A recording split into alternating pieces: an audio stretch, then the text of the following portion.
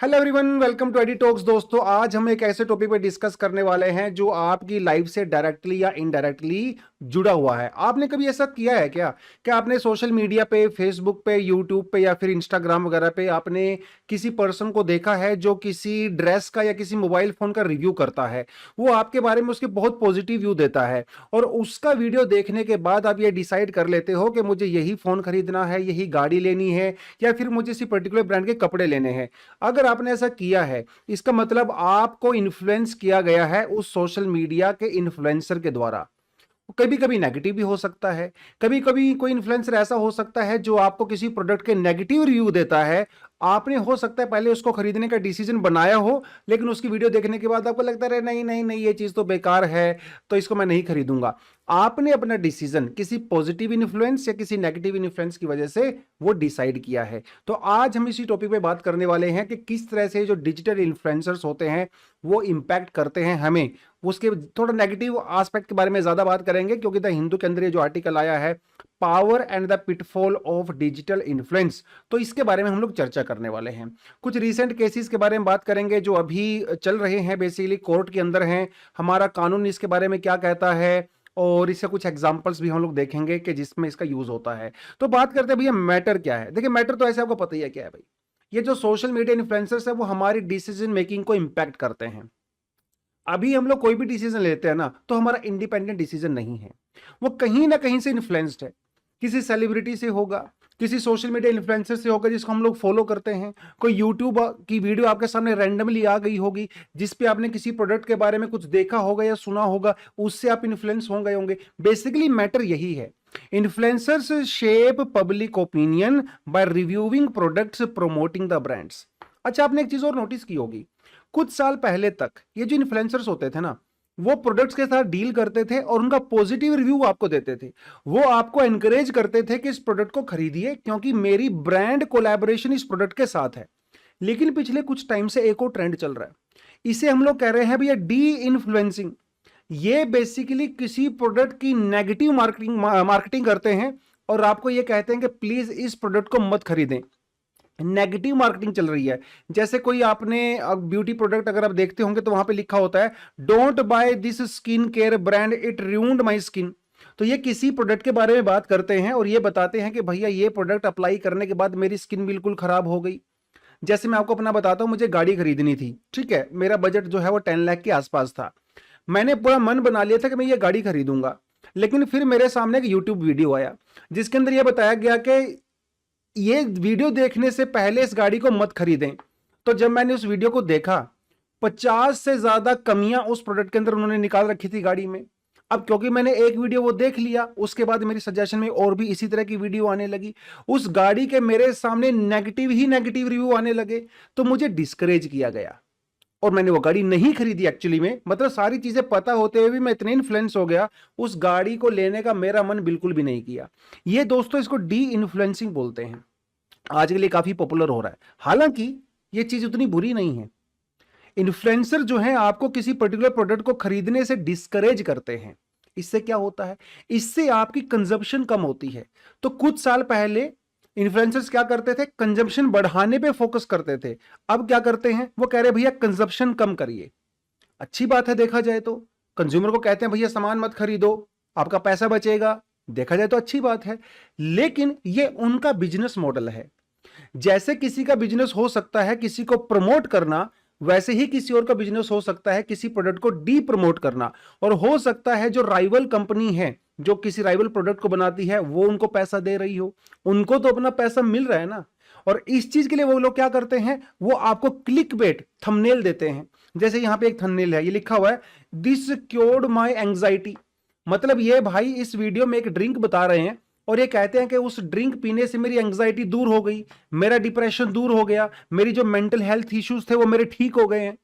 और ये बिल्कुल कोई एविडेंस उसके लिए नहीं देते हैं, बस अपना एक्सपीरियंस बता रहे हैं। ये एक और थंबनेल नीचे दिया गया है, अ टोटल स्कैम। तो किसी स्किन प्रोडक्ट को लेके इसने स्कैम बताया हुआ है। इंटरेस्टिंगली जब मैं इस थंबनेल को देख रहा था यूट्यूब पे, इसी वीडियो के नीचे एक और वीडियो था जो इस प्रोडक्ट की पॉजिटिव मार्केटिंग कर रहा था। वो कह रहा था कि this product is solution for your all skin problems. लेकिन ये मैडम क्या कह रही है, ये कह रही है कि नहीं नहीं, ये स्कैम है। तो बिल्कुल अपोजिट वीडियोस आपको देखने को मिलेंगे। अब भाई आप किसके ऊपर भरोसा करें?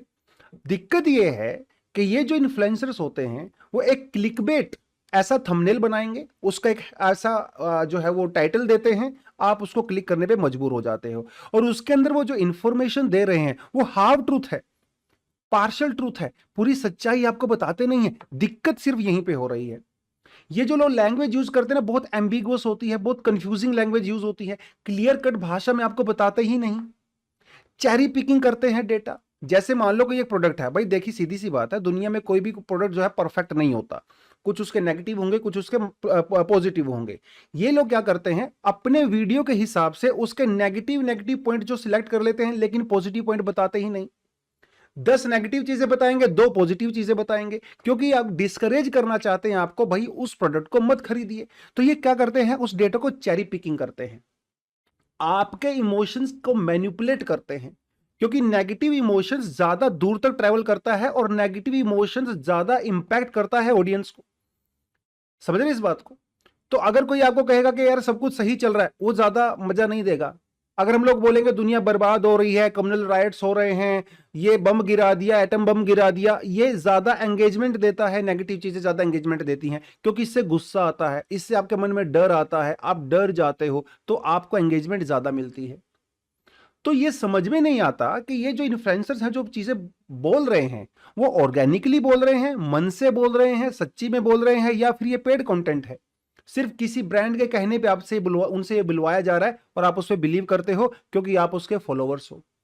उसको पता है इस टेक्निक का कि ऑडियंस किस चीज से मैनिपुलेट होंगे, उसी चीज से मैनिपुलेट आपको कर रहे हैं। तो डिजिटल इन्फ्लुएंसर्स हमारे बिहेवियर पे और हमारे समाज के ऊपर बहुत ही ज्यादा इंपैक्ट डाल रहे हैं। World Economic Forum global risk report 2024 क्या कहती है? India is among the most vulnerable countries to misinformation. क्योंकि हमारे देश में एक मेजोरिटी ऑफ पॉपुलेशन ऐसी है जो कि स्मार्टफोन यूज तो करती है, इंटरनेट यूज तो करती है, लेकिन वो ज्यादातर इलिटरेट है। कोई 8वीं पास है, 10वीं पास है, 5वीं पास है, तो वो ज्यादा रैशनल दिमाग तो लगा नहीं रहे हैं, उनको इन चीजों के बारे में इतनी अवेयरनेस तो है नहीं, लेकिन क्योंकि वो वीडियोस उनके सामने बार बार आ रही हैं, उससे काफी ज्यादा इन्फ्लुएंस हो जाते हैं। ऐसे देख, पढ़े लिखे लोग भी इन्फ्लुएंस हो जाते हैं, ऐसी बात नहीं है, लेकिन ज्यादा जो वल्नरेबल है वो कौन है? जो कम पढ़े लिखे हैं, और हमारी कंट्री में इस तरह के लोगों की पॉपुलेशन बहुत ज्यादा है। तो यस, ये चीजें डेफिनेटली आपको इंपैक्ट करती हैं। तो ये जो सोशल मीडिया इन्फ्लुएंसर्स क्या करते हैं, फेक क्लेम करते हैं। जैसे यहां पे थंबनेल है, क्या लिखा हुआ है? 8 cancer food to avoid, eat this make new mitochondria. एक भाई ने तो ये कह दिया, नया माइटोकॉन्ड्रिया ही बना लो, ये खाना खा लो जो मैं आपको कह रहा हूं, क्योंकि जिस प्रोडक्ट के साथ इसने कोलैबोरेशन किया हुआ है वो उस प्रोडक्ट को बना रहा होगा। ये क्या है? ये आपको गलत क्लेम दे रहे हैं। अच्छा, एक चीज और देखिए, अगर कोई इन्फ्लुएंसर आपको ये कहता है कि इस कंपनी की जीन्स खरीद लो, पहन लो, कोई दिक्कत नहीं है ना। कोई ये कहता है कि यार इस कंपनी का मोबाइल फोन खरीद लो, या इसका मोबाइल फोन मत खरीदो, ये गाड़ी खरीदो नहीं खरीदो, इसमें कोई दिक्कत नहीं है, फिर भी मान को चलो वो डाइजेस्ट कर सकते हो आप उसको। लेकिन जब बात हेल्थ और वेलनेस पे आ जाती है, आप लोगों की जिंदगी के साथ खेल रहे हो, ये डेथ का सवाल है, ये लाइफ का सवाल है। यहां पे प्लीज अपने व्यूज के लिए झूठे क्लेम मत करिए, क्योंकि जो आदमी आपकी वीडियोस को देख रहा है शायद वो उस फूड को खाना शुरू कर दे। अब हो सकता है किसी को शुगर हो, किसी को टीबी हो, हाइपरटेंशन की प्रॉब्लम हो, आप उसको फूड बता रहे हो ऐसा जो उसकी इस बीमारी को इनहेंस कर सकता है, लेकिन आप उस वीडियो में ये बताते ही नहीं कि अगर आपको ये बीमारी है प्लीज इसको मत लीजिए। आपको तो सबको बेचना है, आप अकेले अकेले पेशेंट को जाके थोड़ी ना बात कर रहे हो। आपके इन्फ्लुएंस होके वो आदमी उस प्रोडक्ट को खरीद लेता है, जिससे उसकी ऑलरेडी एग्जिस्टिंग बीमारी और ज्यादा खराब हो जाती है उसकी हालत भाई, क्योंकि आपने उसको खरीद लिया। ये ड्रिंक खरीद लो, आपका कैंसर ठीक हो जाएगा, ये प्रोडक्ट खा लो, आपके बाल आ जाएंगे, ये कर लो, आपकी हाइट बढ़ जाएगी। इतने कैसे क्लेम होते हैं? जब बात हेल्थ और वेलनेस की बात आती है तो मामला सीरियस हो जाता है, क्योंकि ये जो इन्फ्लुएंसर्स होते हैं, कोई इनके पास एग्जैक्ट मेडिकल क्वालिफिकेशन नहीं होता है। आपको फैट लॉस के बारे में बताएंगे, ये ग्रीन टी पी लो, ये वाली चाय पी लो, ये वाला नींबू निचोड़ के खा लो लौंग मिर्ची के साथ, आपका फैट दूर हो जाएगा। इसके लिए कोई साइंटिफिक बैकिंग, कोई साइंटिफिक डेटा स्टडी ये लोग नहीं बताते हैं। इससे कैंसर दूर हो जाएगा भाई, कैंसर तक दूर कर दे रहे हैं लोग। मेडिकल साइंस को बिल्कुल फ्लॉप कर दिया। ये ड्रिंक पी लो कैंसर दूर हो जाएगा, और लोग वो पी रहे हैं और उनकी बीमारी और ज्यादा बढ़ रही है। इवन कोर्ट ने भी ये कहा है, दिल्ली हाई कोर्ट ने ये कहा है कि जो हेल्थ वाला कंटेंट है ना भैया, वो सिर्फ सर्टिफाइड प्रोफेशनल्स ही यूज कर सकते हैं।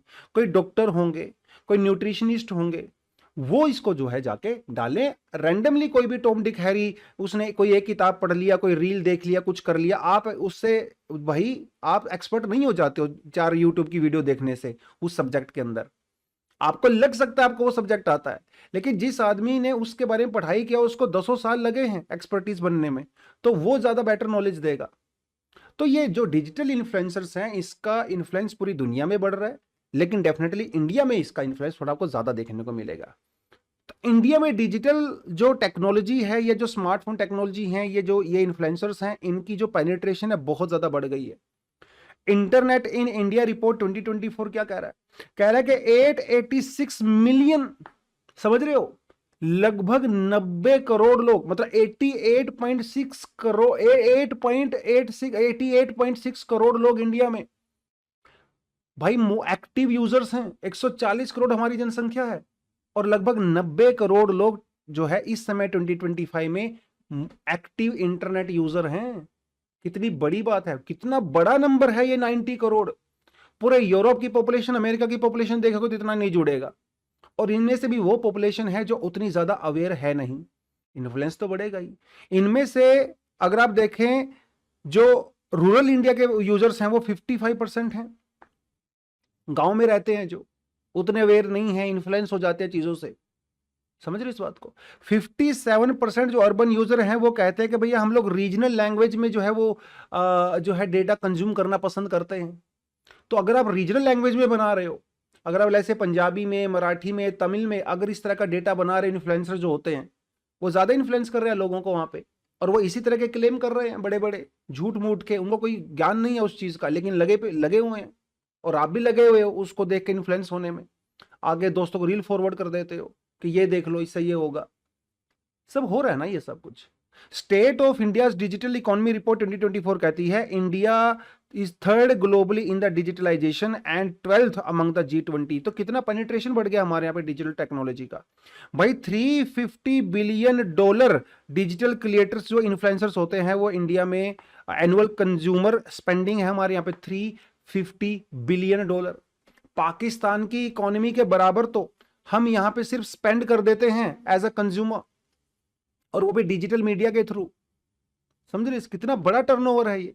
2030 तक ये $1 ट्रिलियन हो जाएगा। कितनी बड़ी चीज है ये, और हम इस पे जो है लगे हुए हैं नेगेटिव चीजों को देखने में।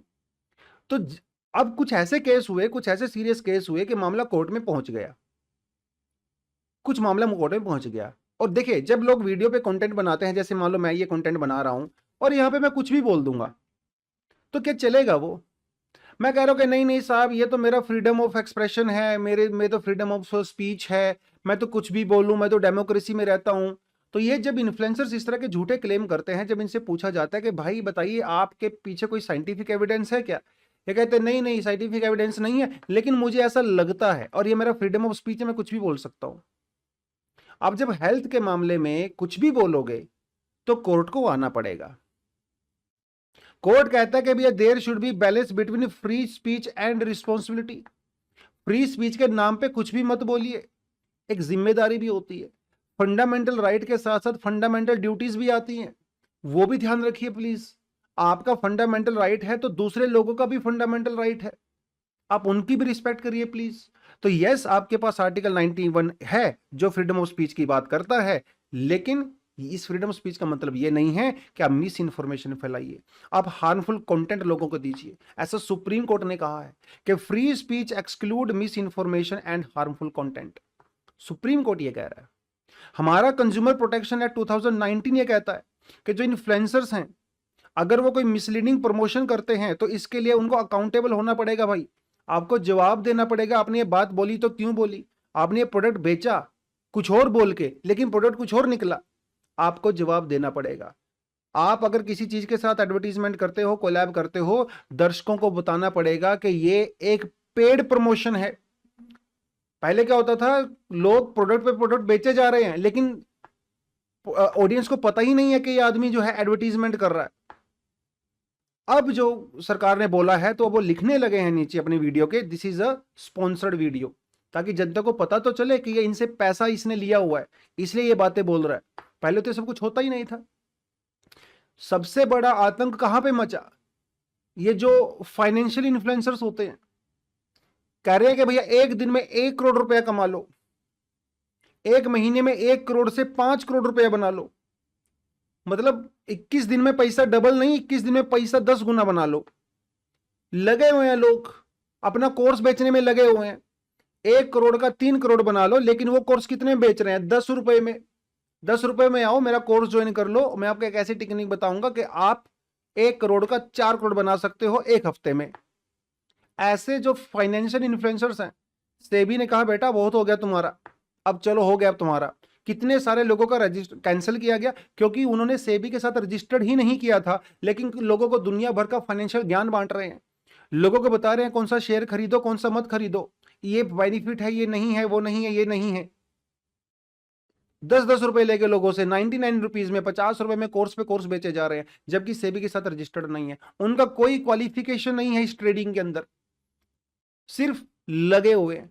उनको पता है कि अगर आप देश में लोगों को यह बताओगे ना कि कैसे जल्दी अमीर होना है, कैसे जल्दी पैसा कमाना है, तो बहुत सारे लोग भरे बैठे हैं देश में जो मेहनत नहीं करना चाहते, पैसे कमाने का शॉर्टकट ढूंढना चाहते हैं, और ये लोगों के उसी इमोशनल पॉइंट को ट्रिगर करते हैं। इनको पता है कि सबको पैसा कमाना है, लेकिन मेहनत कम करनी है।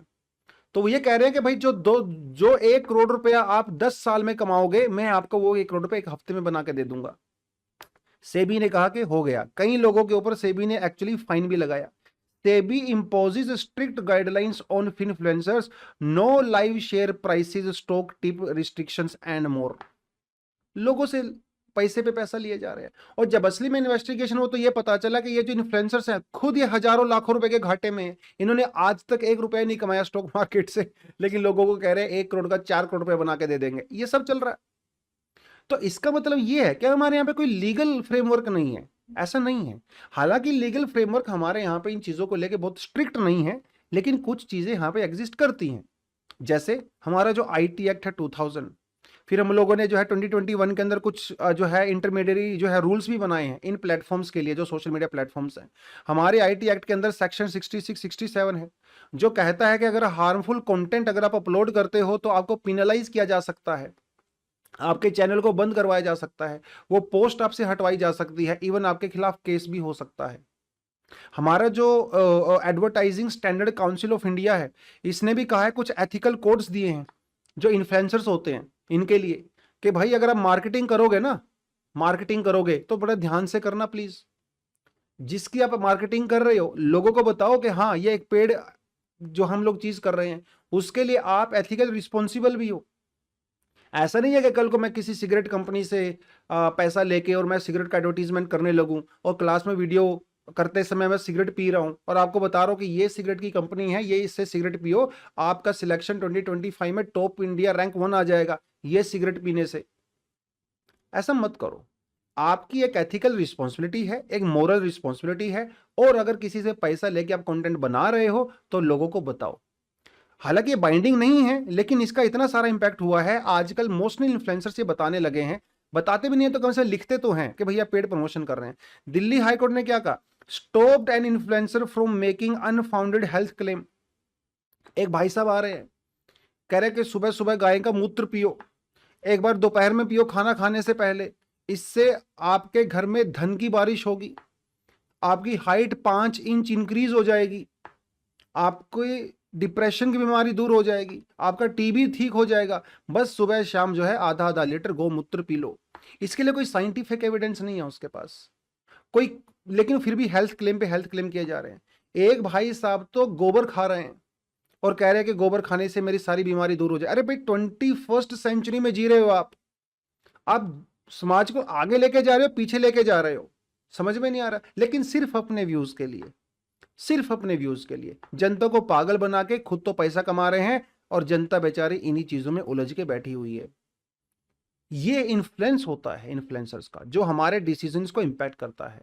Indian medical association versus union of India का केस आया था, जिसमें कोर्ट ने ये कहा कि इन्फ्लुएंसर जो है भैया वो अकाउंटेबल होते हैं, वो फेक एडवर्टीजमेंट नहीं कर सकते। इवन बाबा रामदेव के ऊपर भी केस चला था कि उन्होंने कुछ ऐसे ही फेक क्लेम किए थे कि ये चीज लेने से आपको ये बीमारी ठीक हो जाएगी एंड ऑल दैट। उसके पीछे कोई साइंटिफिक डेटा, कोई रिसर्च नहीं था, कोई उसके पीछे एविडेंस बेस वो चीज नहीं थी।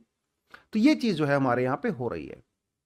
तो कोर्ट भी इसको लेके जो है थोड़ा स्ट्रिक्ट है, लेकिन अभी हमारे देश में कोई ऐसा चीज का कानून है नहीं इन पर्टिकुलर चीजों को लेके। और अगर थोड़ा बहुत है भी तो वो भाषा इतनी ज्यादा ब्लर है, इतनी ज्यादा वो एम्बिगुअस है कि क्लियरिटी है ही नहीं, ना कोर्ट को है, ना सरकार को है, ना किसी को है। इसलिए धड़ल्ले से चीजें चले जा रही है, चले जा रही है। एक आदमी ने 10 चैनल खोल के बैठे हुए हैं एक ही चीज के, अगर एक चैनल बंद हो जाता है तो दूसरा चल रहा है भाई साहब का, खूब चल रहा है। तो एक स्ट्रिक्ट रेगुलेशन इस चीजों पे होनी चाहिए, खासकर जो हेल्थ वाले मुद्दे हैं या जो पैसे वाले मुद्दे हैं। देखो पैसे वाले मुद्दे में तो चलो फिर भी एक आप मान सकते हो, लेकिन भाई जिससे आपकी लाइफ और डेथ का सवाल है, यहां पे तो रेगुलेशन होना ही चाहिए। बिना किसी हेल्थ एक्सपर्टीज के अगर आप इस तरह की टिप्स देते हो हेल्थ के रिगार्डिंग, तो उस पर कार्रवाई होनी चाहिए, कार्रवाई होनी चाहिए। और ऑडियंस को भी थोड़ा एक अवेयरनेस कैंपेन सरकार के द्वारा चलाना चाहिए कि भाई ये जो इन्फ्लुएंसर्स हैं प्लीज इनके ऊपर आंख बंद करके भरोसा मत करिए, ठीक है, पहले जांचिए कि ये सही है कि नहीं है, ऑथेंटिक है कि नहीं है, सर्टिफाइड प्रोफेशनल्स वो हैं तो ठीक है, लेकिन कोई भी टॉम डिक हैरी बोल के कुछ बोल दे रहा है, प्लीज उस पर भरोसा मत करिए। सरकार एक डेटाबेस बना सकती है, एक रजिस्ट्रेशन बना सकती है जो हेल्थ इन्फ्लुएंसर्स होते हैं, और सरकार इंश्योर करे अगर कोई आदमी हेल्थ का चैनल ओपन कर रहा है तो वो सरकार के साथ रजिस्टर करवाए कि भाई देखो मेरा हेल्थ का चैनल है, लोगों को मैं अवेयर करना चाहता हूं, ये मेरे क्रेडेंशियल्स हैं, मुझे ये एक्सपर्टीज है इस चीज में और मैं इस पर बात करूंगा। जो एएसआई जो एएससीआईसी की गाइडलाइंस हैं वो मैंडेटरी होनी चाहिए, बाइंडिंग होनी चाहिए। ऐसा नहीं है कि मुंह उठा के कुछ भी बोल दिया क्योंकि बाइंडिंग नहीं है, क्योंकि मोरल और एथिकल ग्राउंड पे कोई इन्फ्लुएंसर एक्ट करेगा इसके चांस बहुत कम है। भाई अगर मोरल होते वो लोग, एथिकल होते, तो क्लिक बेट को यूज पहले से ही नहीं करते।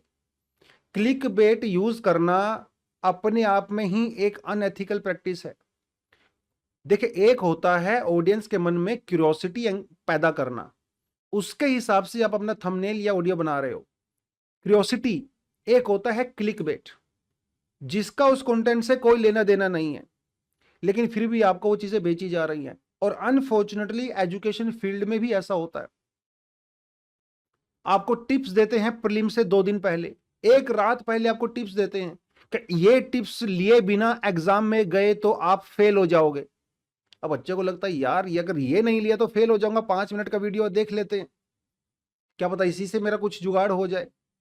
अगर ये आपने टॉपिक कर लिया तो आपका सिलेक्शन पक्का। भाई तुम यूपीएससी के सेटर हो, क्या एग्जाम सेट कर रहे हो क्या आप?